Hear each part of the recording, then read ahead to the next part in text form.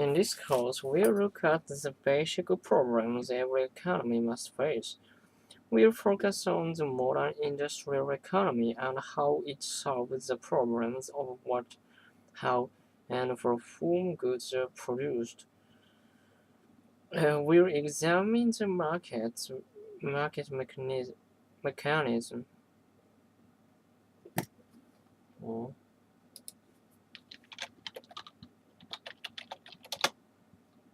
mechanism. How the problems of production are solved through a system of markets and prices. The market system isn't perfect. In fact, it's far from perfect, but it's a one way to solve the problems of production. Let me just say one thing before we go on. No human economy today is purely market economy. What we have in the most capitalist societies today is known as a mixed economy. In a mixed economy, the market and government share economic control over the direction of the market.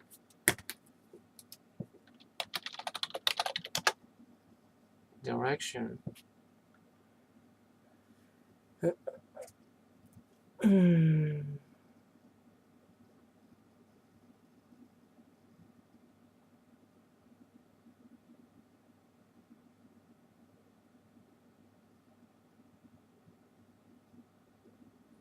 猫ちゃんが好きです。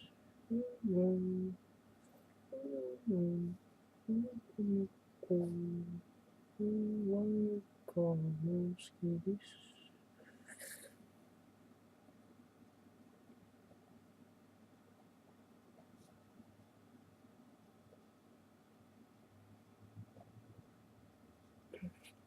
ワンワンが。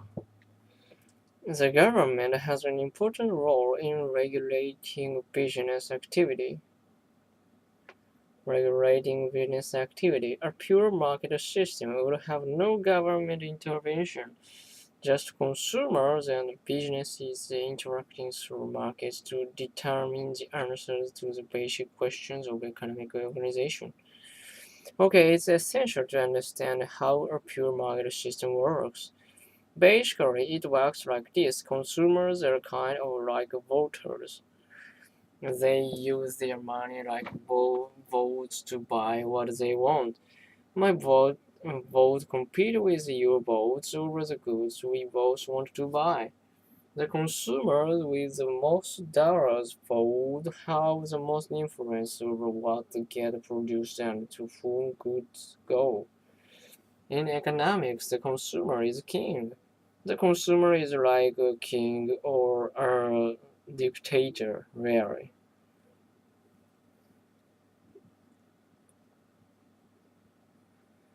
If we are talking about a pure market system, in a pure market, the consumer would dictate the type and quantity and price of the goods that get produced. Of course, it's not exactly like that in the real world because real consumers don't always have complete information about goods, and of course, real consumers can be influenced by advertising.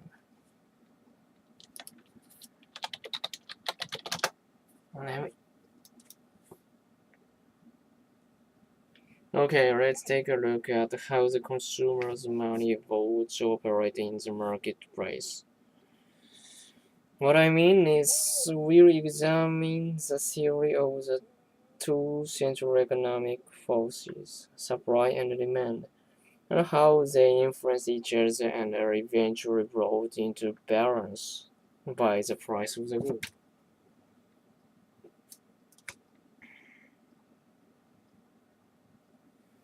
Yeah, 正直、少年です。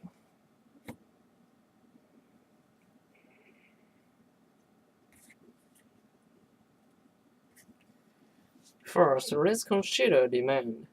In economics, demand refers to the amount of good or service that people are ready to buy. Generally speaking, the quantity that people will buy depends on the price. The higher the price of a good, the less of it people will buy. The lower the price, the more they will buy. So you can see there's a definite relationship between the price of a good and the quantity demanded. The connection between price and quantity is clear. When the price of a good is raised, the consumer demand for it goes down. But when the price falls, demand increases as more people will be willing and able to buy it at a lower price. At a lower price. Oh, let me see. Uh, okay, that's demand. Now, what about supply? In economics, supply means how much of a good producers are willing to supply. Goods are supplied by businesses. Businesses, if they are competitive, they don't supply goods for fun. They supply goods for profit. They supply more of a goods. Good when the price is higher because it's more profitable to do so. But when the price is low, producers will choose to supply some other more profitable goods instead. I was just giving you the briefest summary of market economics. Tomorrow, we will look at just how supply and demand work in a real-world mixed economy. We'll see how the market price of a good is a function of supply and demand, how the price is a sort of agreement between the people who sell a good and the people who buy it.